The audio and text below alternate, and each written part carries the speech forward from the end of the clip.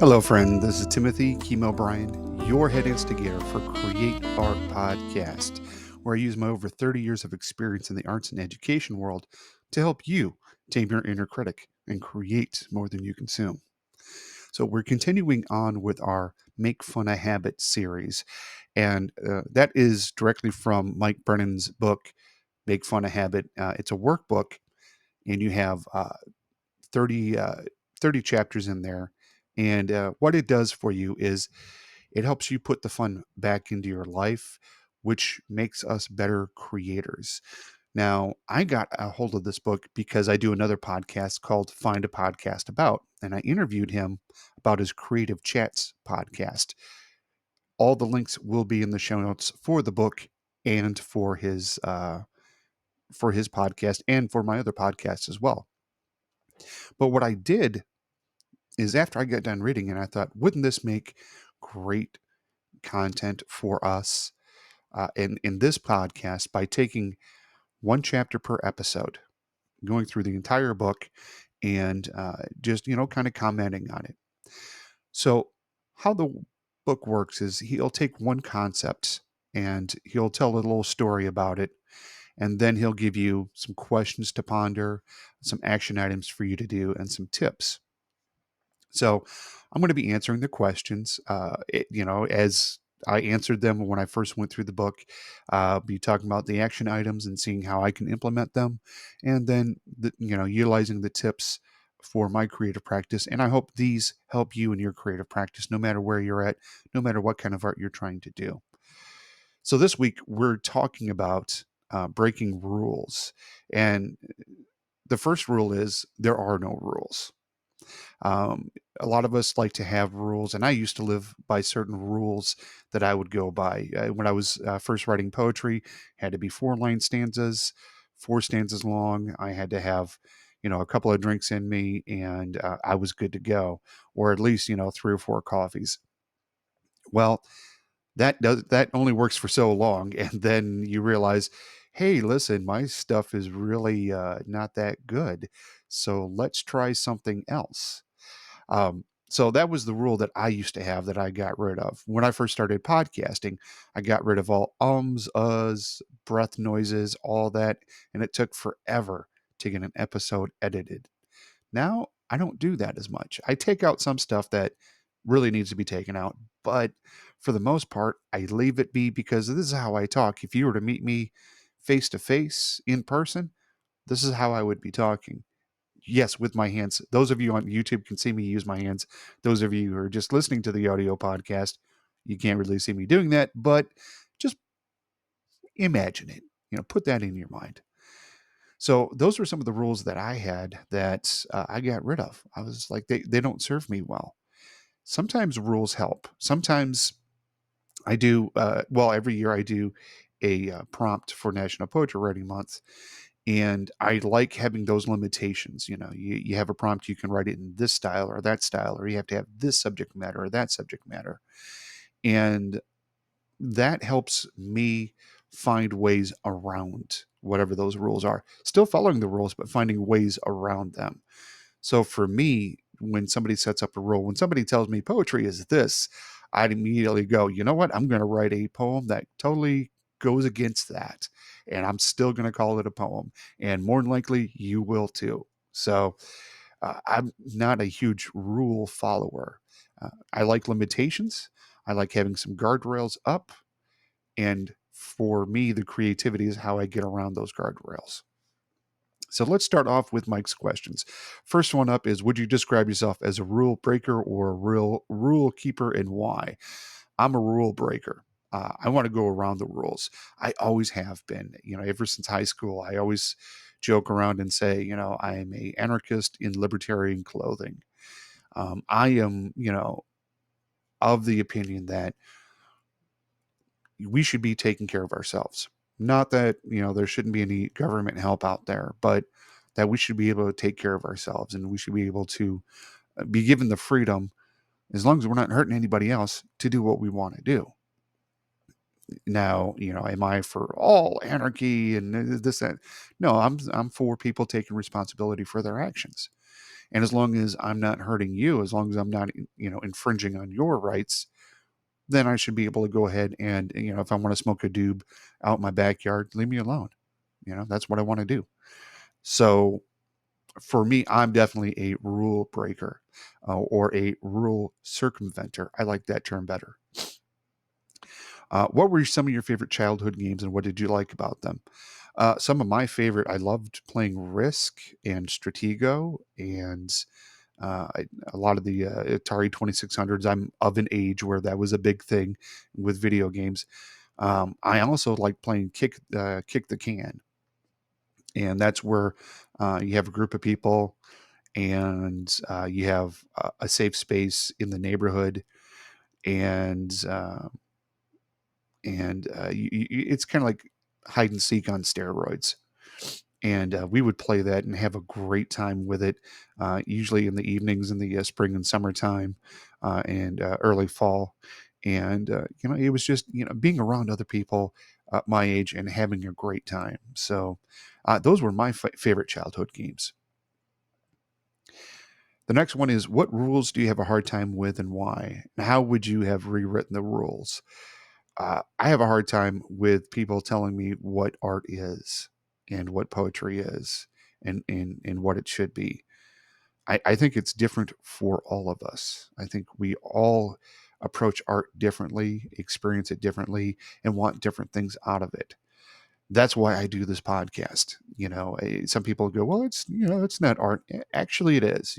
From the show notes to the website, the music that I intro and outro with, the episode art that I create for it. That is artwork. It's graphic arts. It's musical arts. It's coming up with ideas to help you unlock that creativity, unleash your creativity, and to give you permission, which you don't really need my permission, but it gives you permission to go and follow your dreams, follow whatever it is that is going to bring enjoyment to your life. And I always like the end of the show, go make art for somebody you love, yourself. You got to love yourself first and make that art. For me, I've got to make that art for me first. I've got to enjoy it, and then I put it out there in the world. So that's what I have a hard time with, is when people say, well, it's this way or the highway. No, I disagree. Now, are there ways to critique art, to say, what is good art and what's bad art? Yes, there are ways to do that. And everyone has their personal opinions on what makes good art and what makes bad art. And if we can articulate those and say, hey, it didn't reach me in this way, maybe doing this or that or the other thing is a better way, then I'm good with that. But when you tell me, yeah, that's not art, no, no, I don't good. I'm not good with that. And I have a degree in theater, so I've gone through academia, and that's one thing that I really hated about academia is it's this way. In order to get this grade that you want, in order to pass, in order for us to say you learned something, you have to agree with us. Not a huge fan of that. Action item. Write your own personal life rules. Think about why they are important to you, and consider if you could make your life anything you wanted, what would it look like? I do that every day. My rules change every day, depending on what I am creating. Um, if I'm doing a paint by numbers, it's one thing, try to stay within the lines, and, do all the ones first, then the twos, then the threes, then the fours, do the biggest areas first, then the smallest areas. That's for paint by numbers. There's videos that show you that lead you through painting. I love going through those, and sometimes I'll mix my colors differently than they mix their colors, and get a little bit of a different result. So yeah, for me, I always like to be true to whatever art I'm creating. I want that to be a piece of me that you see in there. And I like it to be clearer. I like it to be more easily understood versus not understood versus very esoteric. I used to be in a writers group where a lot of my writing was, they said, well, that's too esoteric. That's too, we don't know all that stuff. We don't know all that backstory. And after a while, I got to agree with it because I was like, yeah, after years looking at it years later, I'm like, yeah, I don't get it either because I lived it and I don't remember it. So um, I think for me, what would be a good change in my life, or if I could make my life anything, what would it look like? It would be for folks to more easily understand what I'm trying to do and what I'm trying to say. And if they want to delve deeper into it, if they want to put deeper meaning to it, then I would welcome them to, let me know what that deeper meaning that they got out of it is. Maybe I didn't get that out of it. So that's one thing that I'd like to change and to make my life look better. All right, we're at the tips now. Reflect on your values and desires. Again, I like being true to my audience. I like being true to everyone that hears the podcast, listens to the poetry, sees my art, sees my paintings. That's me. That's what I see. That's what I'm doing. And so my value is, to believe in the audience and to trust that the audience will get it. Another tip is start small and build gradually. Well, yeah, I have started very small. I didn't put my stuff out for anybody, and then kept on growing and growing and growing to get where I am at today. So I definitely think that if we start small with artistic practice and then build it up, the more confidence we get, and not necessarily looking for the approval of others to gain that confidence, but defining what is going to make me more confident in my art, what's going to make me more bold. I painting for me, I started off small, and right now, yes, I do paint by numbers. I do I have videos that say, okay, we'll do this, make this, make that thing. So that's one thing that I do that eventually will get me to be confident enough to go ahead and just do my own stuff. The next tip is be specific and actionable, otherwise called the SMART method. And that is something that I struggle with, being specific and actionable, because I have a lot of things that are going on in my life, just like I'm sure you do. You have a lot of things going on in your life, but that's where we start small and build gradually. So if we can really pinpoint what we're trying to do and then the steps that we need to take, we've got that beat. Then we just need to do it. The last thing is write them down. I have a lot of pens here, and I have a lot of papers and a lot of pads here with a lot of ideas. And, getting that planning phase, getting that, being specific and actionable, I can write all that stuff out. I can do it, in a Word document, but then actually doing it, that's where sometimes I fail. And maybe you have that same thing too. But if we write it down, we can always go back to it and go, okay, I'm not ready for this right now, but maybe, in 6 months to a year, I'll be ready for it. And I'll have it laid out already. So I won't be starting with a blank slate. I think that's a wonderful thing. Definitely write it down. Even if it's got to be a Word document, that's fine. But actually physically writing it out really brings it into your being, into your body. Okay, so that's the episode. I hope you really enjoyed it. And I want to thank you for taking a listen as we talk about breaking rules for your artistic journey. If you'd like to reach out to me, you can email me, Timothy at createartpodcast.com. You can give me your thoughts, your critiques, ideas that you'd like me to discuss on the show. Um, if you'd like to be a guest on the show, definitely feel free to email me. I do read all my emails. If it's spam, it goes in the spam folder. If it's not, I definitely read through those. And I'm interested in what you're wanting to learn, because I definitely want to make this a 5-star podcast for you.